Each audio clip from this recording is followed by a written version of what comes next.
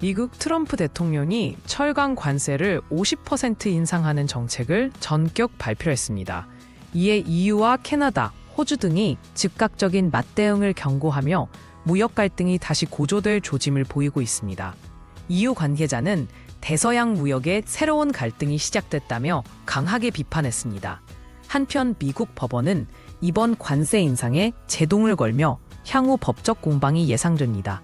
트럼프 대통령은 일본 제철에 US 스틸 인수안을 두고 이건 인수가 아닌 투자다라고 강조하며 정치적 반발을 차단하려는 모습입니다. 백악관 관계자는 최종 합의는 아직 승인되지 않았다며 협상 주도권을 유지하겠다는 의도를 내비쳤습니다. 이번 발언은 미국 내 보호무역주의 정서를 의식한 것으로 분석되며 향후 승인 과정에서 추가 논란이 예상됩니다. 독일의 메르츠 총리가 오는 5일 백악관에서 트럼프 대통령과 정상회담을 가질 예정입니다.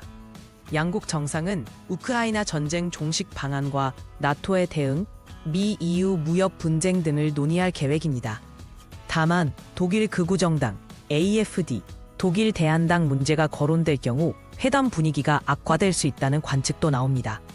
회담 후 공동 기자회견이 예정되어 있습니다. 러시아가 우크라이나 북부와 동부 지역에 대한 추가 침공을 진행 중입니다. 이스탄불에서 예정된 2차 휴전협상 성사 여부는 불투명한 상태입니다.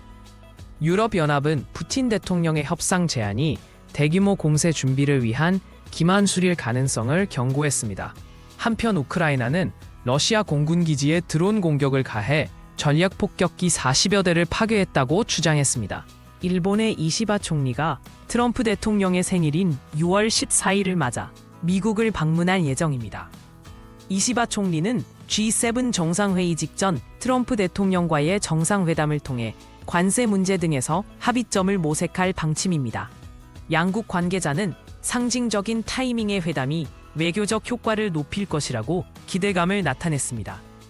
특히 철강 관세와 반도체 수출 규제 문제가 주요 의제로 떠올랐습니다. 미국이 가상자산 시장의 패권 장악을 위해 스테이블 코인, 동화, 비트코인, 디지털금, 금융투자 상품, 자본시장이라는 세 개 축을 활용한 전략을 본격화했습니다. 금융 전문가들은 1970년대 달러 패권 전략과 유사하다며 주목합니다. 특히 최근 미국 증권거래위원회 SEC가 비트코인 ETF를 잇따라 승인하며 시장 점유율을 확대 중입니다. 이에 따라 글로벌 가상자산 시장의 재편 가능성이 제기됩니다. 팬데믹 기간 중단됐던 100일의 예방접종의 여파로 미국을 포함한 미주 지역 7개국에서 감염 사례가 급증했습니다. 보건당국은 특히 브라질과 콜롬비아에서 유아 및 고위험군 환자가 크게 늘어나자 긴급 대책 마련에 나섰습니다. 전문가들은 집단 면역이 약화되면서 발생한 현상이라고 분석하며 각국 정부의 예방접종 캠페인 강화를 촉구했습니다. 우크라이나군이 러시아 본토의 공군기지 4곳을 표적으로 한 대규모 드론 공격을 성공시켰습니다. 우크라이나 국방부는 이번 공격으로 러시아의 전략 폭격기 40여 대를 포함 총 70억 달러, 약 9조 7천억 원 상당의 군사 장비를 파괴했다고 발표했습니다. 이는 최근 러시아의 공세 확대에 대한 효과적인 대응으로 평가받으며 향후 전쟁 양상에 영향을 줄 전망입니다. 인도의 본격적인 몬순 우기가 시작되면서 북동부 지역에서 폭우와 산사태로 최소 22명이 사망했습니다. 현지 당국은 아삼주를 중심으로 수천 명의 주민이 대피했으며 주요 도로와 철도가 마비되는 등 피해가 확산 중이라고 밝혔습니다.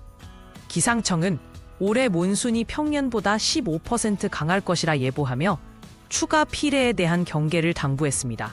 페루의 볼루아르테 대통령이 코 성형 의혹과 명품 시계 수집 문제, 롤렉스 게이트로 정치적 위기를 맞고 있습니다. 야당은 2주간의 국정 공백을 초래했다며 탄핵 절차를 촉구하고 있습니다. 최근 여론조사에서 대통령 지지율이 15%로 급락하며 전국 불안이 가속화될 전망입니다. 대통령 측은 의혹을 부인하며 법적 대응할 것이라고 강조했습니다.